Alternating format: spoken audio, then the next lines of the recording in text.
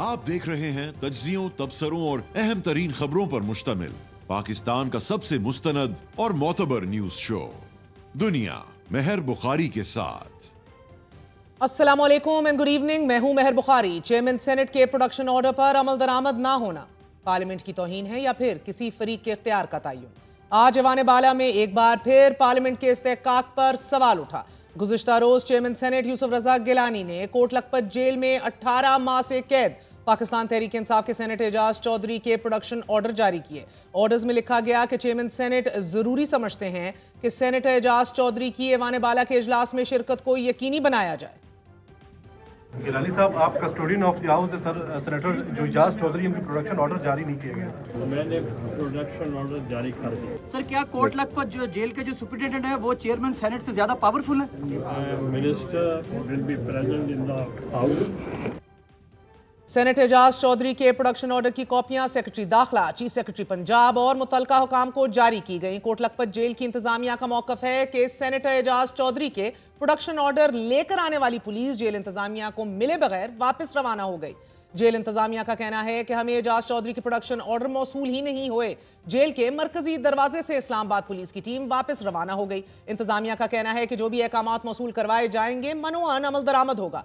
Senator Ejaz Chaudhry के production order जारी होने के बावजूद कोट लखपत जेल इंतजामिया के इंकार पर तहरीक इंसाफ ने ऐवान बाला में सेनेटर एजाज चौधरी की तस्वीर उठाकर शदीद एहतजाज किया। चेयरमैन सेनेट के डाइस के सामने जमा होकर नारेबाजी की गई और एहतजाज के बाद ऐवान से वॉकआउट किया गया। वजीर आजम शहबाज शरीफ की नसीहत पर अमल करते हुए ये एहतजाज ऊ की सूरत में रिकॉर्ड करवाया गया। दौरान इजलास सेनेटर शिबली फराज का कहना था कि पंजाब हुकूमत के इंकार से ऐवान बाला का इस्तेहकाक मजरू हो चुका है। पंजाब हुकूमत फस्तायत में अपना रिकॉर्ड बना चुकी है।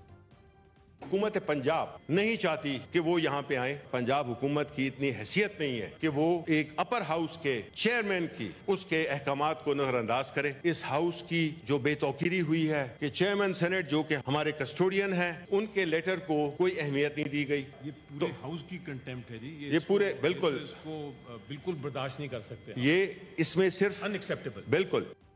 ऐवान में खिताब करते हुए वजीर कानून आजम नजीर तारण ने तहरीक इंसाफ के तहफ़्फ़ुज़ात का जवाब देते हुए तहरीक इंसाफ के दौर का तस्करा किया कि जब ख्वाजा साद रफीक और राना सनाउल्लाह के प्रोडक्शन ऑर्डर जारी होने के बावजूद अमल दरामद नहीं हुआ। ये गड़े खुद ही खोदे हुए हैं इन्होंने। राना सनाउल्लाह के प्रोडक्शन ऑर्डर जारी होते थे, इम्प्लीमेंट नहीं थे होते, ये डेस्क पे जाते थे। ख्वाजा साद रफीक साहब के प्रोडक्शन ऑर्डर जारी होते थे, इम्प्लीमेंट नहीं थे होते, डेस्क पे जाते। तो वो जो कहते हैं ना कि वो व्हील है, ये घूम रहा है, ये चीज़ें घूम के दोबारा आपके सामने आती हैं। जैसा करते हैं वैसे ही फिर आप भरते भी हैं। मुज़ाकरात की तीसरी बैठक से फ़कत 2 दिन कबल ऐवान बाला में हुकूमती बेंचों की जानिब से तहरीक इंसाफ पर शदीद तनकीद जारी है। वफाकी वजीर मनसूबाबंदी एहसन इकबाल का आज कहना था कि तहरीक इंसाफ पाकिस्तान की वो मुजरिम है कि जिसने PIA, CPEC और IMF से किए गए मुआहिदों का बेड़ा गर्क किया। अगर मईशत की दुरुस्तगी ये है कि आप CPEC का मंसूबा तबाह करके चले जाएं, तो ये मईशत की दुरुस्तगी आप ही को मुबारक हो। ये किस मुंह से PIA के नाम लेते हैं? ये वो लोग हैं जिन्होंने पाकिस्तान की शहरी हवाबाजी की सनत को, PIA को कई सौ अरब का नुकसान पहुंचाया। ये वो पाकिस्तान के मुजरिम हैं कि जिनकी वजह से PIA की यूरोप और अमेरिका की और लंदन की परवाजों पे पाबंदी लगी। ये वो नालायक हैं, ये वो नाअहल हैं जिन्होंने पाकिस्तान की कौमी एयरलाइन का बेड़ा गर्क किया। इनके खिलाफ इंशाअल्लाह ताला तहकीकात होंगी। बकौल चेयरमैन तहरीक इंसाफ बैरिस्टर गोहर, इमरान खान ने आज भी ये वाजे किया है कि कोई डील नहीं हुई, सिर्फ मुज़ाकरात होने हैं। मुज़ाकरात कामयाब होने चाहिए, ये मुल्क के लिए बेहतर है। नाज़रीन, तहरीक इंसाफ बार बार मुज़ाकरात में पेशरफ्त पर जोर दे रही है, जबकि मुज़ाकरात के दूसरे फरीक का शिकवा यह है कि 22 दिन गुजर जाने के बावजूद PTI ने मुतालबात तहरीरी तौर पर नहीं दिए। बड़े भारी भरकम मुतालबात हैं तो उन पर हमने भी मुशावरत करनी है, वक्त दरकार होगा। और अगर ये मुतालबात को इतने अरसे में तहरीरी शक्ल नहीं दे सके तो इसमें हमारा कसूर नहीं है। और तहरीक इंसाफ का इसरार है कि हमारे 2 ही मुतालबात हैं जिन्हें बार बार बता चुके हैं। जब से अब से कुछ देर पहले इरफान सिद्दीकी साहब, जो कि अहम रुकन है मुज़ाकराती कमेटी का, उनका कहना था कि जरूरत पड़ी तो मुज़ाकराती अमल के दौरान अदलिया और इस्टेब्लिशमेंट से भी मदद लेंगे। गुज़िश्ता रोज नाज़रीन कौमी असेंबली के इजलास में हुकूमत और अपोजिशन के दरमियान शदीद तनकीद का तबादला हुआ। मुज़ाकरात के तनाजुर में इस गर्मा गर्मी को ताज्जुब से देखा गया। अपोजिशन लीडर उमर अयूब खान ने भी हुकूमत पर तनकीद की। फिर PTI अरकान असेंबली ने गुज़िश्ता रोज भी ऐवान में शदीद एहतजाज किया, ऊ के नारे लगाए, झंडे की कॉपियां फाड़ी और ऐवान से वॉकआउट किया। वफाकी वजीर राना तनवीर हुसैन का कहना है कि अलकादर के नाम पर बहुत बड़ी करप्शन हुई है। क्या शौकत खानम और नमल से उन्होंने पैसे नहीं कमाए? जबकि वजीर दिफा ख्वाजा आसिफ का कहना है कि अपोजिशन के लोग जिस तर्ज अमल का मुजाहिरा कर रहे हैं वो किसी मुज़ाकरात में कैसे मुआविन साबित हो सकता है। छोड़े इस ड्रामे को, बार बार इसे स्मोक स्क्रीन करार दे रहे हैं। मैं तो कहूंगा कि मुज़ाकरात जो है डिसरप्ट कर दें, छोड़े इस ड्रामे को जो है लगाया हुआ है, जो है मुज़ाकरात जो है कतई तौर पे मुज़ाकरात के लिए कुछ सिंसियर नहीं है। इट्स ए स्मोक स्क्रीन, कोई उनका मकसद नहीं है मुज़ाकरात का। तो अब ये शफ क्या हो रहा है? अब क्यों बात कर रहे हैं? इनडायरेक्टली भी क्यों बात कर रहे हैं? डायरेक्टली बात कर लें अगर उनका ख्याल है कि जिनके पास इख्तियार है उनसे बात करनी चाहिए, डायरेक्टली बात कर लें अगर वो करते हैं। वाद जुबानी की एक नई मिसाल कायम करने वाला शख्स ख्वाजा आसिफ, हुकूमत तेरी अपनी है भाई, जा हुकूमत से कहा खत्म कर दे, हमको मुज़ाकरात की भीख नहीं मांग रहे। Let me be very clear on it, आपने करने हैं करें, नहीं करने ना करें। 190 मिलियन पाउंड केस के हवाले से भी अपनी अपनी वजाहतें दी जा रही हैं। आज भी तहरीक इंसाफ की इन वजाहतों का हुकूमती वज़रा ने दू बदूर जवाब दिया है। तासुर ये दिया जाता है कि 190 मिलियन डॉलर खान साहब के अकाउंट में गए हैं, क्योंकि मकसद था इमरान खान को नुकसान पहुंचाना, उनको सजा देनी। तो आप इंतकाम में इतने अंधे हो गए कि आपने सीरतुल नबी पे बनने वाली का मकसद रखने वाली यूनिवर्सिटी को आपने कंट्रोवर्शियल बना दिया। बात हुई 190 मिलियन पाउंड की और बड़े दुख और अफसोस के साथ मैं एंडोर्स करूंगा एहसन इकबाल साहब की बात को कि हमें कम अज कम अदालती मामलात में मजहब को या सीरत नबी सल्लल्लाहु अलैहि वसल्लम को नहीं लेके आना। हमें अपने गुनाहों को, अपने डाकुओं को, चोरियों को छुपाने के लिए इतनी पाक हस्तियों और इतने अपने दीन का जो है उसको शील्ड नहीं करना चाहिए। ये एक ओपन और शट ट्रांजैक्शन है। अहम तरीन इस केस के फैसले में ताखीर की जिम्मेदारी अपोजिशन हुकूमत पर, हुकूमत तहरीक इंसाफ पर डाल रही है और बज़ाहिर दोनों फ्रीकैन फौरी और जल्द फैसला आने के हक में भी हैं। लेकिन तहरीक इंसाफ को पहले से ही ये यकीन है कि इस केस में इमरान खान को सजा दी जाएगी। कल हमारी प्रोग्राम में सेनेटर फैसल वाड़ा ये इंकशाफ कर रहे थे कि इमरान खान और बुशरा बीबी दोनों को सजा होगी और 14 साल होगी। आज अलीमा खान ने इस केस का मुद्दा सदर आसिफ अली जरदारी पर डालते हुए कहा है कि 190 मिलियन पाउंड केस में सहूलतकारी आसिफ अली जरदारी ने की, मगर सजा इमरान खान को दी जा रही है। इमरान खान ने एक सवाल पूछा है कि जो भी अपार्टमेंट उन्होंने लंदन में हसन नवाज की खरीदी, उन्होंने कोई 2 या 3 गुना ज़्यादा उसकी कीमत अदा कर दी। इसका मतलब ये रिश्वत के पैसे थे और लिए किसने? हसन नवाज ने। इसके लिए नवाज शरीफ को जवाब देना चाहिए।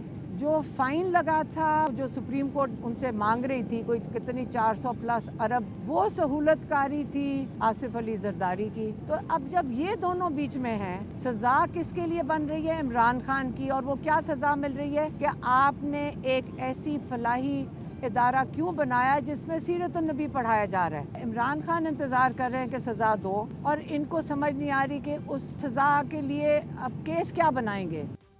तहरीक इंसाफ रहनुमा शुएब शाहीन हुकूमत को ये दोष दे रहे थे कि अर्दली हुकूमत ने जस्टिस सिस्टम को अपनी बांदी बनाकर आईन और कानून की पामाली की है और फैसला आने में ताखीर के पीछे हुकूमत की बदनीयती है ताकि उसे प्रेशर टैक्टिक्स के तौर पर इस्तेमाल किया जा सके और हाइब्रिड कोर्ट्स में मनपसंद जज तैनात किए जा सकें ताकि इस फैसले के खिलाफ अपील हुकूमत के अपने मनपसंद जज के सामने जा सके। नाज़रीन, इमरान खान के वकील ने भी आज हुकूमत से जवाब मांगा है कि हसन नवाज ने 9 अरब की प्रॉपर्टी 18 अरब में क्यों बेची, हसन नवाज ने 9 अरब ज्यादा क्यों लिए।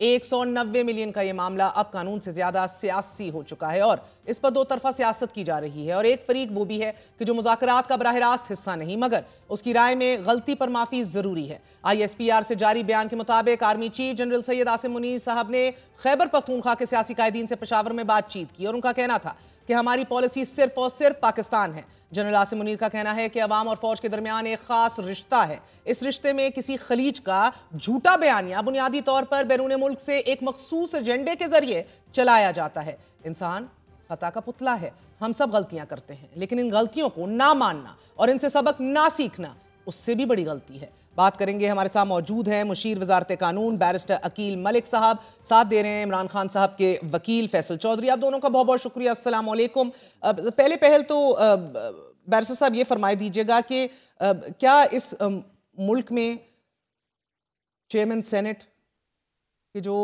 प्रेसिडेंसी में भी जाते हैं कि जब सदर ना हो, इतना ताकतवर ओहदा, क्या वो एक जेल सुपरिटेंडेंट से भी ज़्यादा कमज़ोर है? उसकी कोई बुक्कत नहीं है? बिस्मिल्लाहिर्रहमानिर्रहीम। मेहर साहब बहुत बहुत शुक्रिया।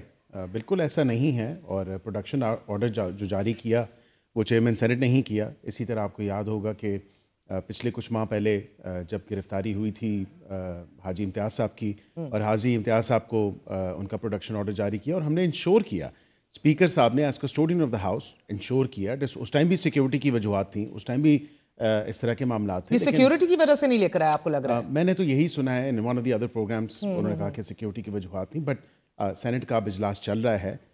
आज अगर वो पेश नहीं हो सके तो कल उनको हर सूरत पेश होना चाहिए, और अगर ना होए तो आप पार्लियामेंट की तौहीन तस्लीम करेंगे? मैं समझता हूँ कि पार्लियामेंट को बिल्कुल जो पार्लियामेंट की रिट है, पार्लियामेंट का जो इस्तिकाक है, जो पार्लियामेंट का एक वकार है, उसको कायम दायम रखते हुए इस ऑर्डर पे, इस प्रोडक्शन ऑर्डर पे हर सूरत जो है। और अगर ना हुआ तो ये सुपरिटेंडेंट जेल इतने टार्जन है, या ये बराह रास्त फिर सीएम पंजाब साहिबा के अहकामात होंगे? नहीं, मैं समझता हूँ कि रूल्स ऑफ बिजनेस में ऑलरेडी चीज़ दर्ज है, और जो एक प्रिविलेज है, जो इस्तिकाक है एज सेनेटर, क्योंकि मैं सेनेट के तो बिजनेस को, लेकिन रूल्स ऑफ बिजनेस तो वही हैं।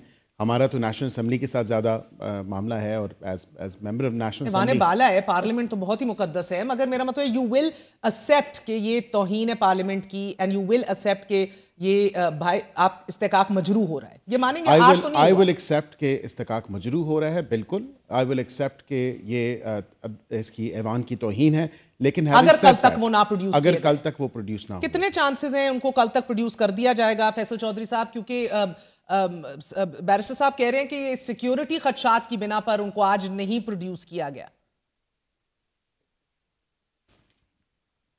नहीं, मेरे ख्याल में बैरिस्टर साहब और कौसर काज़मी जो मशीर वज़ीर आला पंजाब हैं, उनकी बयानात में फ़र्क है। वो मामलात को जो है वो इस तरह से नहीं बयान करें। सिक्योरिटी की कोई मामलात नहीं थे। मैं सुबह से चौधरी एजाज साहब के फैमिली के साथ इन टच था, और जब मैं अडाला जा रहा था तो मैंने उनसे पूछा कि क्या सूरत हाल है, तो उन्होंने कहा कि इस्लामाबाद पुलिस कोर्ट लखपत में आए हुई है, लेकिन डिप्टी सुपरिटेंडेंट और सुपरिटेंडेंट जो है वो तावन नहीं कर रहे। जिसके बाद जो है हमने अपने तय भी कोशिश की कि जो चौधरी एजाज साहब का प्रोडक्शन ऑर्डर जारी करने वाले ऑफिसेज हैं, वो अपने जो है गुड रिलेशंस इस्तेमाल करें। और चौधरी एजाज साहब को 20 महीने हो गए जेल के बाहर, उनका इस्तेहकाक है, आईनी इस्तेहकाक। और अगर एक इलेक्टेड रिप्रेजेंटेटिव और सेनेटर इलेक्शन चेयरमैन सेनेट के ऑर्डर्स के बावजूद जो है वो नहीं पेश किए जा रहा, तो ये तो डेफिनेटली सेनेट की तौहीन है। इससे क्या मैसेजिंग जा रही है उनका प्रोड्यूस ना होना? क्योंकि अगर आप रद्द कर रहे हैं कि सिक्योरिटी के इश्यूज नहीं थे, what messaging are you receiving है? मैसेज बड़ा क्लियर है। पाकिस्तान में कोई आइन नहीं है, पाकिस्तान में कोई कानून नहीं है, पाकिस्तान में आम शहरियों से लेके इलेक्टेड रिप्रेजेंटेटिव्स के कोई जो बुनियादी हकूक हैं मुअत्तल हैं। पाकिस्तान में कोई इदारा जो है जो कि इलेक्टेड हो सकता है, इलेक्टेड इदारों की वक़्त को मगर उन्होंने याद दिलाया कि ख्वाजा साद रफीक और राना सनाउल्लाह साहब को तो आप लोग भी प्रोड्यूस नहीं करते थे, और डेस्क बजाते थे, शादियाने बजाते थे उनके नाम गलत करते थे, गलत करते थे। उनको प्रोड्यूस करना चाहिए था, और बिल्कुल इसमें कोई दूसरी बात नहीं है। कोई लेतो लाल से काम मैं तो बिल्कुल नहीं लेता, और मेरे नज़र में कोई भी जो इलेक्टेड रिप्रेजेंटेटिव हैं रूल्स ऑफ द बिजनेस के तहत और सेनेट एंड नेशनल असेंबली के रूल्स के तहत, और बहुत सारे फैसले हैं, इस्लामाबाद हाई कोर्ट का भी फैसला है, लाहौर के भी फैसले हैं, सुप्रीम कोर्ट के भी फैसले हैं, उनके तहत उनका प्रोडक्शन बहुत ज़रूरी है। आई होप के जो वकील कह रहे हैं कि कल वो उनकी प्रोडक्शन हो जाएगी। आई होप कि गवर्नमेंट जो है वकील की ये सेनेट बात सुने और एजाज चौधरी साहब को वहाँ पे रिप्रेजेंटेशन का मौका दे। और इसके साथ साथ आप ये देखिए कि जिस सेनेट में एक सूबे की नुमाइंदगी ना हो और उस पर भी किसी की कानों में जूं तक न रहेंगे, तो फिर ऐसे मामलात कैसे चलेंगे? आपके सामने है तो, कि केपी के जो हालात हैं। मैं समझ गई, मगर जितनी इनकी जमहूरियत की सेहत इनके दौर में जिस तरह थी वो तो इतराफ़ कर गए, जितनी अलील थी, जितनी तगड़ी थी वो हम देख चुके। आप भी फिर उतने ही पानी में? नहीं, मैं ये नहीं कहूँगा। And I think we have a much better track record. You do? Yes of course. मैं हाजी इम्तियाज़ साहब की भी आपको मैंने मिसाल दे दी। कम से कम ये तो नहीं हुआ कि उस time Khwaja Saad Rafique, Rana Sanaullah and so much so Ali Wazir, I mean who spend more than half his time in the parliament in jail, जिसके प्रोडक्शन ऑर्डर नहीं जारी होते थे। ये हमें आप हमें जमहूरियत के लेक्चर मत दें। बात यह है कि जो आपका तर्ज सियासत रहा है, जिस तरह आपने ऐवान से बाहर या ऐवान के अंदर सियासत की है, तो इट्स वेरी अनफॉर्चुनेट कि you know I mean you probably have no leg to stand, और आज हमें आप लेक्चर नहीं कर सकते। हमारा फिर भी अगर आप देखें तो रिलेटिवली यह है ओवरऑल बहुत बेहतर है मामलात एज कंपैरेटिवली अगर उसको देखें तो। अच्छा सर, वैसे पिलडैट ने जो रिपोर्ट इनके दौर में शाया की थी उसकी उसी नौयत की रिपोर्ट आपके दौर में भी हाइब्रिड निज़ाम और किस तरह सियासतदान अपने आप को कमज़ोर कर रहा है और क्या स्टैंडर्ड्स रख रहा है, वो हूबहू वही है रिपोर्ट। सो मुकाबला ये है कि कौन ज़्यादा जमहूरियत का जनाजा निकालता है, कितने धूम से निकालता है इधर। आई डोंट थिंक अभी ये है कि किसकी ज़्यादा सेहतयाब जमहूरियत है इधर। मगर मुझे ये बताइएगा सर कि ये आज आ जाते तो बैरिस्टर साहब क्या नुकसान हो जाता?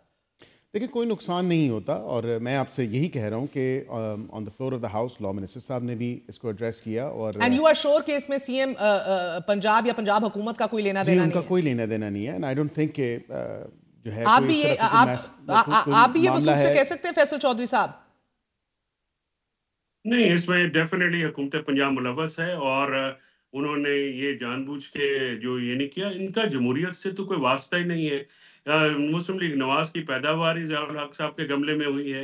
इन्होंने सुप्रीम कोर्ट पे हमला किया, इन्होंने जब भी चाहा पार्लियामेंट को सबवर्ट किया। तो इन्होंने कौन सा आइन की खिदमत की है? लेक्चर तो obviously I can give you कि जब आप लोग फॉर्म 47 के ऊपर हुकूमत बना के बैठे हुए हैं और खुद को क्लेम कर रहे हैं कि हम अवाम की नुमाइंदा हुकूमत है, तो हम आपको अवाम का नुमाइंदा हुकूमत नहीं समझते। हम आपको एक फैशिस्ट रजीम समझते हैं, कुछ जो डिफेक्टो इस मुल्क पे काबिज है। हम समझते हैं कि आप अवाम के वोटों से नहीं आए, आप फाइज ईसा और इलेक्शन कमीशन की मिली भगत से इलेक्शन फ्रॉड का एक नतीजा है, लेकिन आप डिफेक्टो हुकूमत है।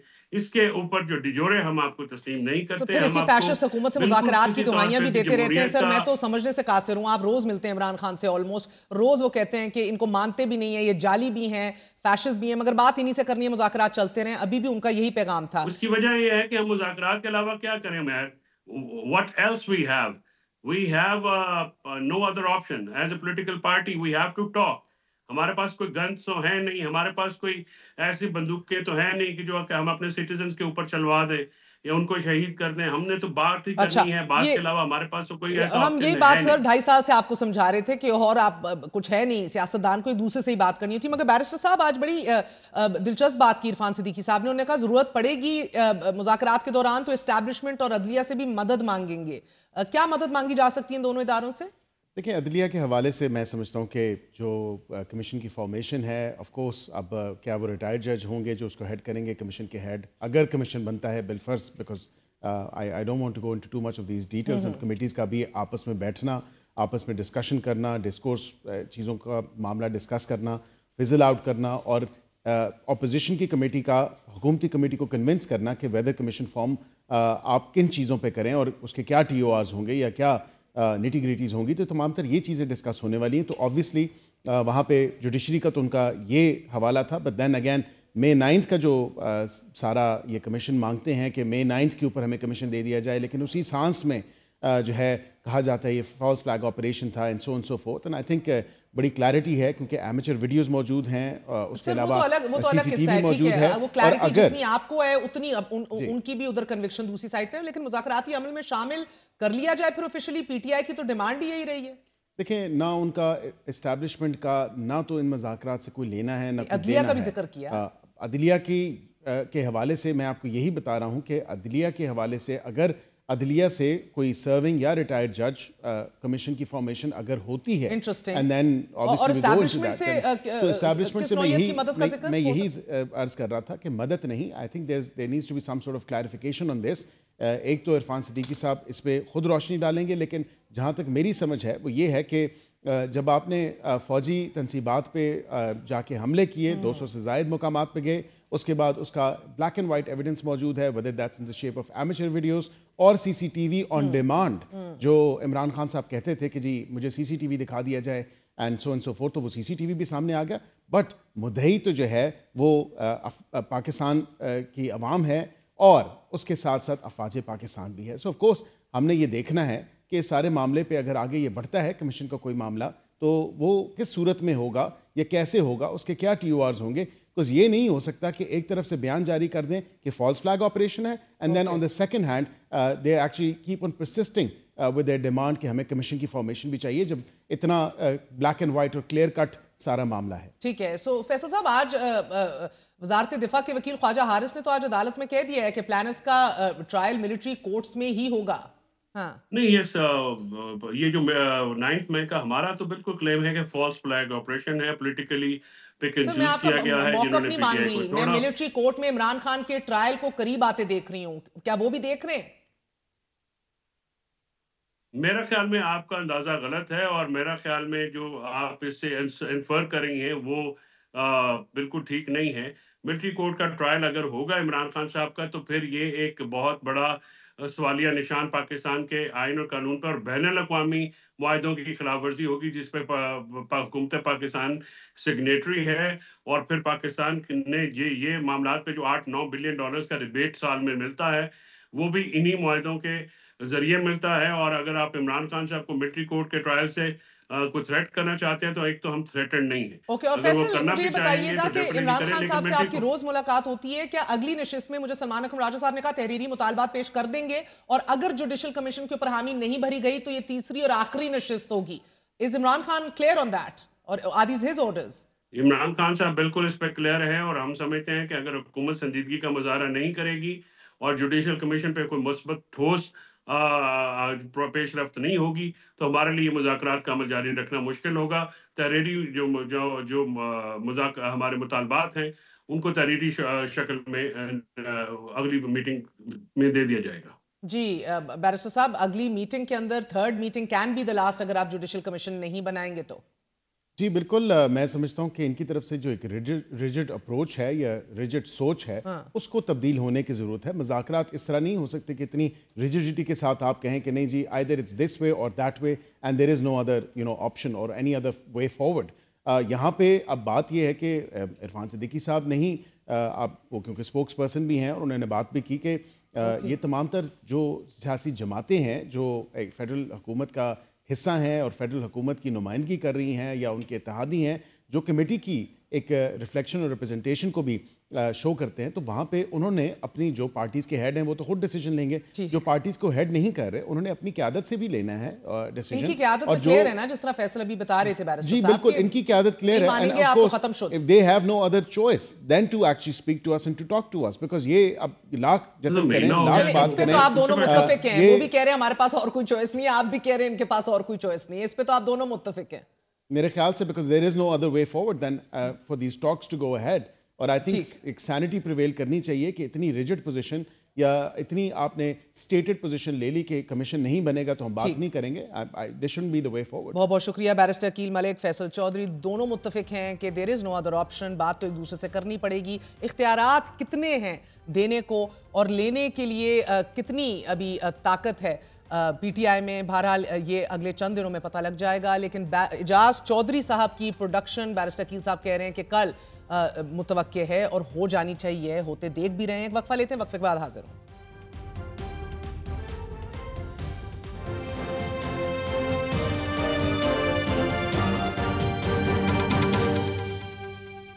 एक ऐसे वक्त में जब इमरान खान अपने खिलाफ 190 मिलियन पाउंड केस फैसले में ताखीर को इस्लामाबाद हाई कोर्ट में 26वीं तरमीम के तहत जजेस की तैनाती से जोड़ रहे हैं, उनका कहना है कि 190 मिलियन पाउंड केस का फैसला इसलिए मौखर किया जा रहा है कि अपील से पहले इस्लामाबाद हाई कोर्ट में नए जजेस तैनात कर दिए जाएं। चीफ जस्टिस पाकिस्तान याया अफरीदी की सदारत में जुडिशल कमीशन ऑफ पाकिस्तान का इजलास 17 जनवरी को मुनक्कद होगा। नाज़रीन, इस इजलास में हाई कोर्ट्स में एडिशनल जजेस की तैनाती के मामले पर गौर किया जाएगा और इस्लामाबाद हाई कोर्ट के लिए 4 खाली असामियां भरी जाएंगी। दिलचस्प बात यह है कि 190 मिलियन पाउंड केस का फैसला भी 17 जनवरी को आएगा और 17 जनवरी को ही जुडिशल कमीशन का इजलास भी होगा। तहरीक इंसाफ से ही जुड़ी तोशाखाना 2 के मामले में भी अहम पेशरफ सामने आई है। FIA ने 3 रुकनी नई JIT तश्कील दे दी है और अदालत की मुआवनत करने के लिए अडयाला जेल में तोशाखाना 2 की स्पेशल जज की अदालत में समाअत के दौरान इमरान खान के खिलाफ गवाही के लिए 2 साबिक मिलिट्री सेक्रेटरीज को भी तलब कर लिया गया है। नाज़रीन, आज ही मुल्क की सबसे बड़ी अदालत ने सवाल उठाया है कि 9 मई को लोगों का कोर कमांडर हाउस जाना सिक्योरिटी नाकामी है। क्या किसी फौजी अफसर का ट्रायल हुआ? सुप्रीम कोर्ट में फौजी अदालतों में सिविलियंस के ट्रायल केस में आईनी बेंच की मेंबर जस्टिस मुसर्रत हलाली ने भी यह सवाल उठाया कि कंटोनमेंट में अगर किसी सिपाही का सिविलियन के साथ इख्तलाफ हो जाए तो केस कहां जाएगा। वजारते दिफा के वकील ख्वाजा हारिस ने अदालत से अर्ज की कि जमाना अमन में भी मिलिट्री अमूर में मुदाखलत करने पर सिविलियंस का ट्रायल मिलिट्री कोर्ट्स में ही चलेगा। इस मौके पर जस्टिस हसन अजहर रिजवी ने इस्तफसार किया कि आखिर कोई मास्टर माइंड भी होगा, आखिर साजिश किसने की। ख्वाजा हारिस ने अर्ज की कि साजिश करने वाले या मास्टरमाइंड का ट्रायल भी मिलिट्री कोर्ट्स में ही होगा। नाजरीन, दौरान समाज जस्टिस हसन अजहर रिजवी ने वकील ख्वाजा हारिस से पूछा, ख्वाजा साहब आप वजारत दिफा के वकील हैं, एक अहम सवाल का जवाब दीजिए, क्या 9 मई के वाकयात में किसी फौजी अफसर के मुलव्विस होने पर ट्रायल हुआ? 9 मई को लोग कोर कमांडर हाउस में पहुंच गए। लोगों का कोर कमांडर हाउस के अंदर जाना सिक्योरिटी ब्रीच तो है। वकील ने जवाब दिया कि मुजाहिरीन पर इल्जाम इमलाक को नुकसान पहुंचाने का है। 9 मई के वाकये में किसी फौजी अफसर को चार्ज नहीं किया गया। समाअत के दौरान जस्टिस जमाल खान मंदोखेल ने सवाल दराज किया कि अगर किसी फौजी से उसके राइफल को चोरी कर लिया जाए तो केस कहां चलेगा। वकील ने जवाब दिया कि राइफल एक फौजी का जंगी हथियार होता है। इस पर जस्टिस मुसर्रत हलाली ने इस्तफसार किया कि अगर सिविलियन माली फायदे के लिए राइफल चोरी करता है, हालांकि इसका मकसद आर्मी को गैर मुसल्लह करना नहीं है, तो फिर इस केस का ट्रायल कहां चलेगा। इस पर ख्वाजा हारिस ने अर्ज की कि हालात और वाकयात को देखा जाएगा।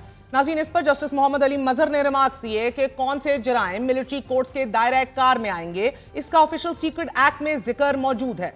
अहम तरीन इस समाअत और अदालत के अहम तरीन रिमार्क्स जारी रहेंगे। अहम तरीन मामला है ह्यूमन राइट्स के हवाले से, सिविलियन राइट्स के हवाले से, 9 मई के हवाले से आपको आगाह रखेंगे। एक छोटा सा वक्फे के बाद काबीना ने आज अहम तरीन फैसले लिए हैं। इन अहम तरीन फैसलों के दूर रस और मुस्बत असरात आम आदमी में बिजली की कम कीमतों की सूरत देखने को मिल सकते हैं। बात करेंगे आफ्टर वेरी शॉर्ट ब्रेक।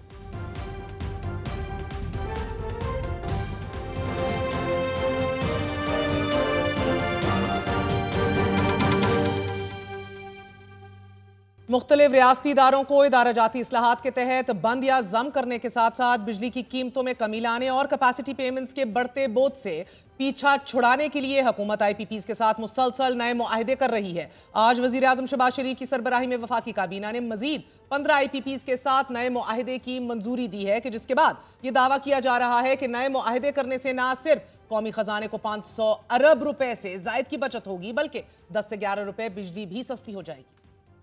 जो टास्क फोर्स है बड़ी तेजी के साथ काम कर रही हैं। 3000 मेगावाट अचीव किए हैं इन्होंने अपने टारगेट्स। अब मजीद जो कंपनीज हैं उनके साथ ये नेगोशिएट कर रहे हैं।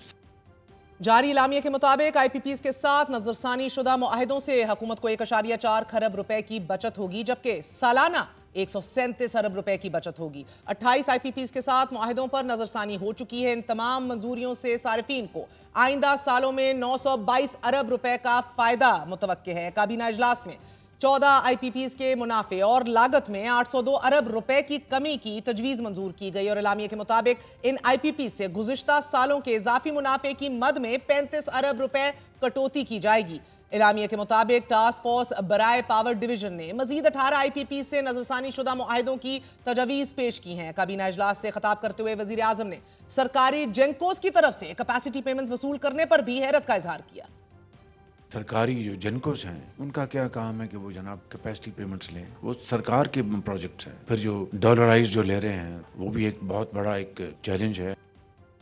वफाकी काबीना से मंजूरी के तकरीबन 6 माह बाद हुकूमत की तरफ से बिजली चोरी रिकवरी को बेहतर बनाने और ऑपरेशनल कैपेसिटी में इजाफे के लिए सिंध में डिस्कोज में इंटेलिजेंस इन्वेस्टिगेशन और कानून नाफिज करने वाले इदारों के अफसरान की तैनाती शुरू कर दी गई है। पावर डिवीजन की तरफ से 2 साल की मुद्दत के लिए सक्खर इलेक्ट्रिक पावर कंपनी के लिए डिस्को सपोर्ट यूनिट तश्कील दिया गया है और इस सपोर्ट यूनिट में ISI, MI और FIA के ग्रेड 18 और 19 के अफसरान तैनात किए जाएंगे। यहाँ अहम बात यह है कि यही मॉडल पहले मुल्तान, लाहौर और क्वेटा इलेक्ट्रिक सप्लाई कंपनी में कामयाब साबित हो चुका है। ज़राए के मुताबिक नाजरीन, नए मुआहिदों के लिए हुकूमत को इन IPP से लेट पेमेंट सरचार्ज की मद में 80 अरब रुपए की छूट देनी होगी। इसी वक्त बिजली की फी यूनिट कीमत 45 रुपए 6 पैसे है, कि जिसमें फी यूनिट 17 रुपए 1 पैसे कैपेसिटी पेमेंट। बिजली की खालिस औसत पैदावारी कीमत 7 रुपए 62 पैसे है, जबकि अदाद-ओ-शुमार के मुताबिक गुज़िश्ता माली साल कैपेसिटी पेमेंट्स की मद में IPPs को 1902 अरब रुपए और तवानाई की पैदावारी लागत की मद में 1189 अरब रुपए की अदायगी की गई है। तवानाई सेक्टर का गर्दिशी कर्ज भी बढ़कर 2.6 ट्रिलियन रुपए रिपोर्ट हो रहा है। आज लाहौर में प्रेस कॉन्फ्रेंस करते हुए united business group federation chamber के patron in chief SM Tanveer ने प्रेस कॉन्फ्रेंस करते हुए हुकूमत से मुतालबा किया कि 1994 से 2004 तक जितने IPPs थे उनके मुआहिदों पर नजरसानी हो चुकी, 16 में से 2 रह गए हैं, उनका फोरेंसिक ऑडिट कराया जाए। 1994 से 2004 के जितने IPP थे उसमें 6 तो आज से 2 महीने पहले कैंसिल हो गए, 14 आज सुबह 12:30 बजे आपकी असेंबली ने कैंसिल कर दिए, 2 उसमें से रह गए हैं। 2 चाहते हैं कि उनका फोरेंसिक ऑडिट हो तो फोरेंसिक ऑडिट होना चाहिए, और अगर गलती है तो उनको सज़ा भी उसके हिसाब से मिलनी चाहिए। तो मैं वो दिन दूर नहीं देख रहा, मेरे ख्याल में मैक्सिमम मार्च या अप्रैल के अंदर अंदर ही ये 10 से 12 रुपए यूनिट बिजली कम होगी और 26 रुपए यूनिट होनी चाहिए है। IMF की तरह तमाम माहिरीन मुईशत हुकूमत पर इदारा जाती इस्लाहात जल्द अज जल्द करने पर जोर दे रहे हैं, और इसी वजह से मौजूदा हुकूमत 2020 में डॉक्टर इशरत हुसैन की सरबराही में बनाई गई इदारा जाती इस्लाहाती कमेटी की सिफारिशात पर अमल करते हुए आज वफाकी काबीना ने एविएशन डिवीजन को वजारत दिफा जबकि नारकोटिक्स डिवीजन को वजारत दाखिला में जम करने की मंजूरी दे दी है। जबकि गुज़िश्ता रोज हुकूमत की राइट साइजिंग कमेटी ने वजारत खुराक के 16 झेली इदारों को खत्म, सूबों को मुंतकिल और इंजमाम की पॉलिसी की मंजूरी दी, जिससे वजारती ढांचे में 30% कमी आएगी। नाज़रीन, खाली असामियों को खत्म कर दिया जाएगा बताया जा रहा है, और कमेटी ने वजारत के 7 इदारों को खत्म जबकि 9 इदारों को सूबों में जम करने का फैसला भी कर लिया है। वफाकी हुकूमत का इरादा है कि 5 वफाकी वजारतों के 28 महकमों को खत्म करके अखराजात में कमी लाई जाए, जहां इदारा जाती इस्लाहात में इदारों की राइट साइजिंग जरूरी है and it's a welcome step. वहीं पहले से चलने वाले इदारे बिलखसूस तवानाई सेक्टर को दुरुस्त करना इस वक्त सबसे पहली तरजीह होनी चाहिए। While the circular debt is emerging as one of the biggest key risks to Pakistan's financial and economic stability, a roadmap for its resolution through a substantial tariff increase and governance improvement has become the biggest challenge। इसी हवाले से बात करेंगे। हमारे साथ अवैस लगारी साहब वफाकी वजीर बराए पावर डिवीजन मौजूद हैं। लगारी साहब, always a pleasure to have you। अस्सलाम वालेकुम। फरमाई दीजिएगा सर के as of right now, I'll start with circular debt, क्या स्टेटस है exactly? Because last we checked and the numbers we were looking at, circular debt ऊपर गया 2310 अरब से तकरीबन 2393 बिलियन, एंड इवन इन जून 2025 कहा जा रहा है डिस्पाइट मोर सब्सिडीज ये फिर भी इसी लेवल के ऊपर रहेगा। क्या कहेंगे? अस्सलामुअलैकुम Mehar, thank you so much for having me over. देखिए, पिछले साल जुलाई से लेकर नवंबर तक और इस साल जुलाई से लेकर नवंबर तक कि मैं आपको एदाद शुमार बता दूं जो हमारी हुकूमत का इफ़ेक्टिव पीरियड है, पिछले साल इन्हीं 5 महीनों में हमने सर्कुलर डेट में 368 अरब रुपए का इजाफा किया था। इस साल इन्हीं महीनों में आपने 12 अरब रुपए रिड्यूस किया है, यानी इन 5 महीनों में हम पिछले 5 महीनों से, पिछले साल के इन 5 महीनों से 380 अरब रुपए बेहतर परफॉर्म किया है। नंबर 1, इन्हीं 5 महीनों में आपकी डिस्ट्रीब्यूशन कंपनीज ने 223 अरब रुपए का नुकसान किया। इस साल इन्हीं 5 महीनों में हमने 170 अरब का नुकसान किया, और ये 170 अरब 130 अरब होते अगर सक्खर और हैदराबाद की कंपनीज ने पिछले साल से 40 अरब रुपए ज़्यादा नुकसान न किया होता। और उसकी एक ही वजह है कि उन 2 कंपनीज के बोर्ड हम तब्दील नहीं कर सके, और यही कमज़ोरी है जिसकी वजह से 30 अरब मज़ीद बेहतर हो सकते थे और नहीं हुए। लेकिन ये बहुत खुशाइंद बात है कि हमने सर्कुलर डेट के अंदर ये पहली दफ़ा हो रहा है हिस्ट्री में इजाफे के बजाय हमने कमी की है, और अल्हम्दुलिल्लाह हम तमाम उन ऑफिसर्स को और लोगों को जिन्होंने ये किरदार अदा किया उनका शुक्रिया अदा करते हैं। So let me get this right sir, आप कह रहे हैं कि ये पिछले साल से इसी टाइम फ्रेम में कमी आई है, इसी तरह लॉसेस भी लास्ट ईयर से कम हैं बट नॉट फ्रोजन और रिड्यूस्ड। सर कुछ जून 2023 का लेवल जो था वो 2310 अरब जिस तरह मैंने आपको बताया, बजाय इसको रिस्ट्रिक्ट करते हुए रफली जिस तरह आप बता रहे हैं 2391 बिलियन तक ये चला गया था। सो यू नो एक्सीड किया था, क्वार्टर एंड बेस के नंबर्स अलग हैं ऑफ कोर्स, लेकिन benchmark now is rough. Yes, exactly.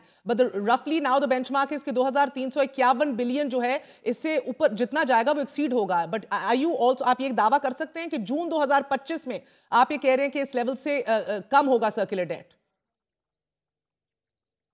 इंशाल्लाह बहुत खातिर खा कमी आनी चाहिए। Interesting sir. I am quite confident and the trend says that। मैं आपको बता रहा हूँ कि पिछले 5 महीनों में पिछले साल के 368 अरब बढ़ा था, इन 5 महीनों में 12 अरब कम हुआ है। So we are 380 billion rupees better off. उसके अलावा आज एक और हमने क्या पावर डिवीजन में प्राइम मिनिस्टर साहब की क़यादत में एक बहुत बड़े 2 और स्टेप उठाए हैं, और वो ये है कि हमारी इंडस्ट्रियलिस्ट जो है वो हमारे एक्सीएंस एससीज और चीफ इंजीनियर से तंग आता था, उनको कनेक्शंस नहीं मिलते थे, लोड इंक्रीज नहीं होता था। तो आज काबीना ने इस बात की इजाज़त दी है कि आप तमाम इंडस्ट्रियल एस्टेट्स को, सिर्फ एससीजीज और स्पेशल इकोनॉमिक जोन्स नहीं, तमाम इंडस्ट्रियल एस्टेट्स को आप एक ही पॉइंट पे बिजली देंगे, उसकी बिलिंग, डिस्ट्रीब्यूशन, मैनेजमेंट वो खुद करेंगी। तो आज मेरे ख्याल में इंडस्ट्री के लिए एक बहुत अहम जो स्टेप था वो हमने आज उठा लिया, और हम एक्सपेक्ट करते हैं कि इससे इंडस्ट्री की जो अपटेक और डिमांड है उसके अंदर बहुत बेहतरी आएगी, and they will be very happy with this. I hope so sir, ये इंशाल्लाह होते दिखेगा, so that will be phenomenal. NEPRA report जो थी स्टेट ऑफ इंडस्ट्री की 660 बिलियन के टेक्निकल और थेफ्ट लॉसेस का जो जिक्र हो रहा था, उस हवाले से क्या कहेंगे सर? उसमें ही रिडक्शन ये आई है जो मैंने आपको बताया, पिछले साल 5 महीने में, इन 5 महीनों में 223 बिलियन का नुकसान था इन 5 महीनों में। इस दफ़ा वो नुकसान 170 अरब का है। तो as it is we gain 53 billion and we are expecting to continue to gain all throughout इंशाल्लाह अंटिल जून। और जो हमने जो लॉसेस बजट किए हुए हैं उससे हम, अल्लाह ने अगर मेहरबानी फरमाई तो we'll be much better off and we'll save the country a good couple of 100 billion rupees inshallah in this year। और सर आईपीपी से 800 अरब की सेविंग्स भी मुतवक्के हैं जो बताया जा रहा है, जो हर पाकिस्तानी जिसको भुगत रहा है। एक चंद सवालात हैं सर, पर एनम कितनी सेविंग की है इस हवाले से, and I mean per unit price?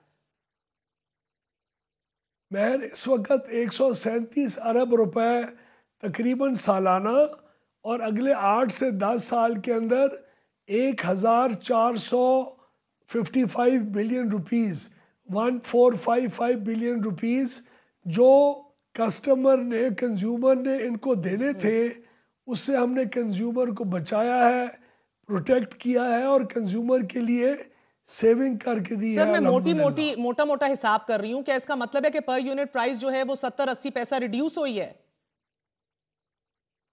1 रुपए और 38 पैसे का सिर्फ इन आईपीपीज के रिव्यू से फर्क पड़ेगा। और दूसरा मैं आपको बताऊं, जून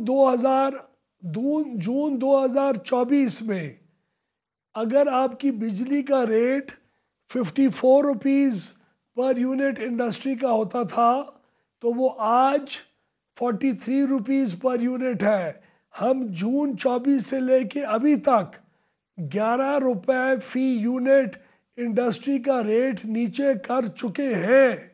अच्छा। और हम ओवरऑल जो पूरा पूल है आपका, उसके अंदर कंज्यूमर्स को जून 2024 की निस्बत आज हम 4.5 रुपए फी यूनिट कम कर चुके हैं। और इसमें मज़ीद बेहतरी लेके आने के लिए वज़ीर आज़म साहब कोशां हैं, और हम उनकी खिदमत कर रहे हैं। ओके, और लगारी साहब, this is anticipated for the remaining period of the contract, क्योंकि इज दिस आल्सो, मैं समझना चाह रही हूँ क्योंकि असल बड़ी जो सेविंग्स है सर वो तो 4-5 रुपए प्राइस डिफरेंस वाली saving which will make a big impact, वो तो 2015 पावर पॉलिसी को जब आप रीनेगोशिएट करेंगे तो फिर हमें उससे मुस्तफीद होने का मौका मिलेगा। कैपेसिटी पेमेंट्स अभी भी जी 2015 की पॉलिसी के अलावा एक और स्टेप है जो हम सारे गवर्नमेंट के जो ओन्ड प्लांट्स हैं उनके भी रिटर्न ऑन इक्विटी और कैपेसिटी पेमेंट्स को स्लैश करने के लिए नेगोशिएशन शुरू कर चुके हैं। Government plans, that's exactly what I was getting to. होंगे यस, उनके तकरीबन कोई 1.5 से 2 रुपए पर यूनिट का उनका इम्पैक्ट आएगा। और उसके बाद जो चाइना के साथ हमारी डेट रीप्रोफाइलिंग है उसका भी तकरीबन 3-4 रुपए का इजाफा और मज़ीद उसके अंदर कमी आएगी, जिसकी वजह से इंशाल्लाह हम अगली समर्स के आने से पहले पाकिस्तान को एक इम्पॉसिबल टास्क जो समझा जाता था आज से कई महीने पहले वो अचीव करके दिखाएंगे इंशाल्लाह। इंशाल्लाह सर, ये तो बहुत बड़ी खबर आप दे रहे हैं क्योंकि और बेहतरीन खबर है। अभी भी रफली 2200 अरब रुपए जो हैं the majority will be going to the government owned power plant, जिसको आप कह रहे हैं कि हम इसको रीनेगोशिएट देख रहे हैं वापस। आपके 2 न्यूक्लियर प्लांट्स हैं, K2 और K3 है। 2015 पॉलिसी के तहत 4 LNG प्लांट्स हैं आपके, 2 पंजाब हुकूमत ओन करती है, 2 फेडरल हुकूमत ओन करती है। So you are going to be looking at all of these right now, आप कह रहे हैं, और अगले साल तक इनको रीनेगोशिएट कर लिया जाएगा। Yes, and even the plants owned by WAPDA, even the hydel generation owned by WAPDA, we are also planning to review the contracts with them. So आपको इंशाल्लाह बेहतरी दिखाई देगी मजीद। इंशाल्लाह सर, कैपेसिटी पेमेंट्स इनकी बहुत ज़्यादा हैं, अगर इनको रीनेगोशिएट आप कर लें कंपेयर टू अदर प्लांट्स, और 2015 की सीपेक प्लांट्स को भी आप ओन्ड बाय गवर्नमेंट और चाइना रीनेगोशिएट कर लें, ये तो बेहतरीन साबित होगा। एक्चुअल सेविंग्स यही हैं, बट आई अंडरस्टूड कि चाइना ने रिफ्यूज कर दिया है। That's not the case. China की डेट रीप्रोफाइलिंग एक्सरसाइज बिल्कुल रिफ्यूज नहीं हुई। We are still negotiating with them. It's gone a bit slow after the security arrangements went wonky in our country, लेकिन अल्लाह खैर करेगा, we will be on track and we have a good relationship with them and they know कि कितना ज़रूरी है पाकिस्तान के अंदर इलेक्ट्रिसिटी के टैरिफ्स को रैशनलाइज करना। उनको अंडरस्टैंडिंग है इस बात की।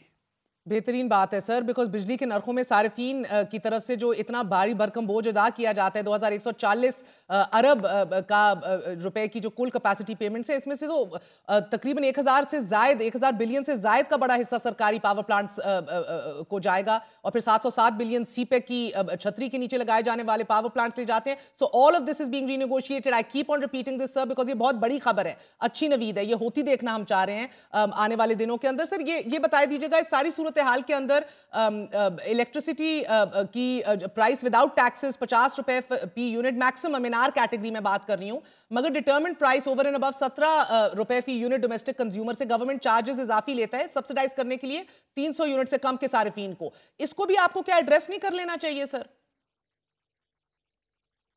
नहीं, हम 300 से कम यूनिट के सारिफीन को जो प्रोटेक्टेड कंज्यूमर्स हैं उनको किसी भी सूरत में उनके ऊपर बोझ बढ़ाने का कोई इरादा नहीं रखते। लेकिन आप सब्सिडीज देना सर, 300 से ऊपर जितने भी कंज्यूमर्स हैं, जितने भी उनके ऊपर कंज्यूमर्स हैं, उनकी कीमतों को इंशाल्लाह खित्ते में बहुत कम कीमत वाला मुल्क बना के रहेंगे इंशाल्लाह ताला। लगारी साहब कता कलामी माफ, मगर मैं नेपरा की अगेन आपको रिपोर्ट कोट कर देती हूँ। Latest report, law abiding consumers are unfairly burdened with a circular debt surcharge of over ₹3 while even protected consumers pay 0.23 पैसे. It is an injustice that honest consumers are effectively paying for the default of others, whether these defaulters are genuine or appearing on record due to mismanagement by discos. T&D losses and non-recovery of billed amount continue to rise, adding 591 billion to the circular debt, sir. So this is unfair. You need to address this, sir.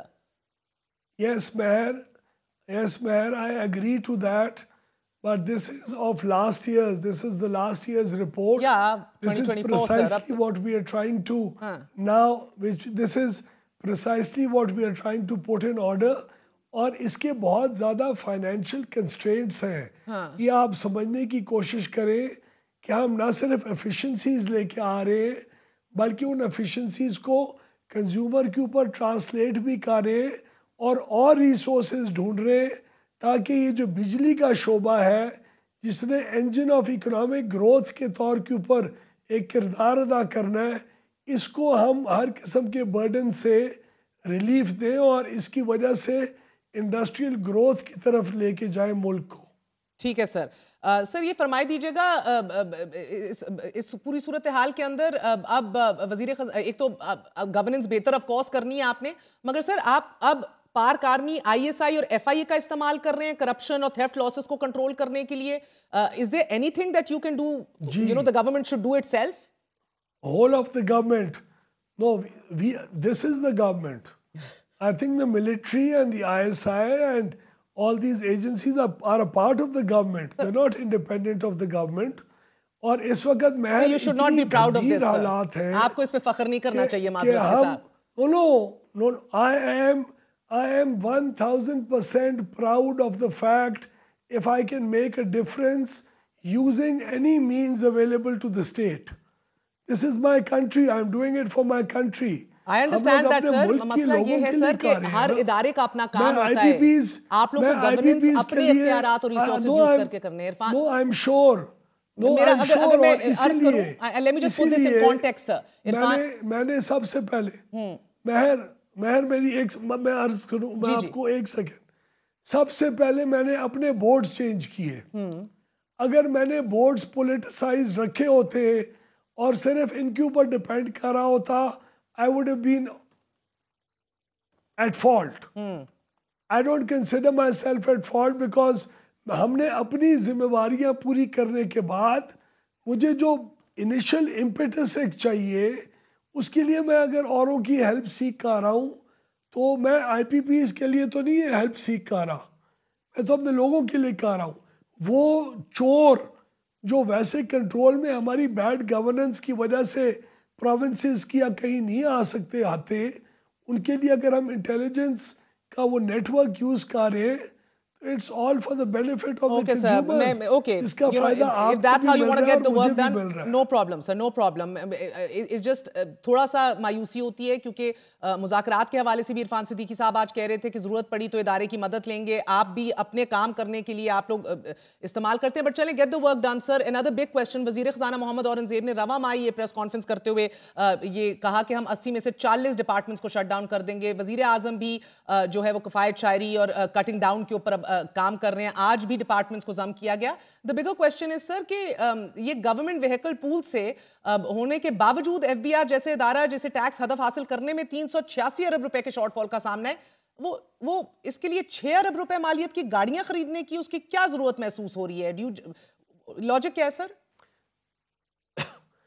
ये ECC में आया था मामला, मैं भी ECC का member हूँ, ये बहुत एट लेंथ डिस्कस हुआ था, और ये जो कार्स हैं, ये जो व्हीकल्स हैं, दिस इज़ नॉट उनकी फैमिलीज़ के लिए या उनकी अपनी कोई लग्जरी या उनको जी फैसिलिटेट करने के लिए उनकी प्राइवेट लाइफ्स की नहीं है। These vehicles are much required for the independent movement of these officers to carry out their official duty, और ये इसको हमने बहुत थ्रेडबेयर डिस्कस किया था, ऑब्जेक्शंस उठाई थी, और प्रॉपर एक ड्यू डिलिजेंस के प्रोसेस में गुजरने के बाद इस चीज़ का फैसला रैशनलाइज करके हमने किया था इसको। और सर ये फरमाई दीजिएगा, सो आप मुतमईन हो गए? I am sure it will pay of, क्योंकि सर एक रिसर्च के मुताबिक ये, and I know that you were part of the meeting, that's why I was asking, आप कन्विंस्ड हैं इट विल पे ऑफ, लेकिन एक रिसर्च के मुताबिक सर आपको अर्ज करूं कि पाकिस्तान के सरकारी बाबुओं के पास 1.5 लाख से ज्यादा गाड़ियां हैं जो गवर्नमेंट व्हीकल पूल में हैं, which are at their disposal. Pakistan की तरह तुर्की की मिसाल आपको देती हूँ, गुज़िश्ता साल तक माली मुश्किलात का सामना था सर, टर्की को भी डिफॉल्ट का खतरा था, उनके पास भी तकरीबन 1 लाख के करीब सरकारी गाड़ियां, मगर इंटरनेशनल टैक्स कंपेटिटिव इंडेक्स 2023 को आप देख लें, उसकी रेटिंग में तुर्की का नंबर जो है वो 7वां है, मगर पाकिस्तान इस लिस्ट के टॉप 39 ममालिक में भी नहीं है। लगारी साहब, मेरा तो हमारी प्रोडक्शन 0/0 होती है, मगर रियायतें और ये काम सारे हमें चाहिए होते हैं कि अब नई गाड़ियां भी खरीदो अरबों की, उस पर टैक्स कलेक्ट करेंगे। हाँ, लेकिन मेरे ख्याल में ये गाड़ियाँ, जिस तरह अगर आप मुझसे पूछें कि मुझे घर से अपने फार्म्स में जाने के लिए, एक प्रोडक्टिव फार्मर होने के लिए जीप तो ज़रूरत है। अब मैं ट्रैक्टर पे अगर जाऊंगा तो 3 दिन का सफ़र होगा। तो अगर मैं उसी एंगल से देखता हूँ कि one should not be Penney wise and pound foolish. जहाँ पैसा इन्वेस्ट करने की किसी चीज़ के लिए ज़रूरत हो तो इसलिए कि इट्स अ जनरलाइज्ड कॉन्सेप्ट कि it might be considered a luxury, वो बंदे को उन फेयर से ओवरकम करना चाहिए। लेकिन ये हमने बहुत थ्रेडबेयर इसका एनालिसिस किया था जब ईसीसी में आया था। बहुत बहुत शुक्रिया। अवैस लगारी साहब हमारे साथ मौजूद थे, गुफ्तगू कर रहे थे। A lot seems to be being pushed in the right direction. बहुत बड़ी खबर दी है, 2015 की पॉलिसी के ऊपर भी नजरसानी हो रही है। गवर्नमेंट अपने प्लांट्स के ऊपर भी और चाइना के साथ माहिदों के ऊपर भी नेगोशिएट करने जा रही है। बिजली की कीमतें कम करने की खुशखबरी सुना रहे थे अवैस लगारी साहब। I will see you all tomorrow. Good night, Allah Hafiz.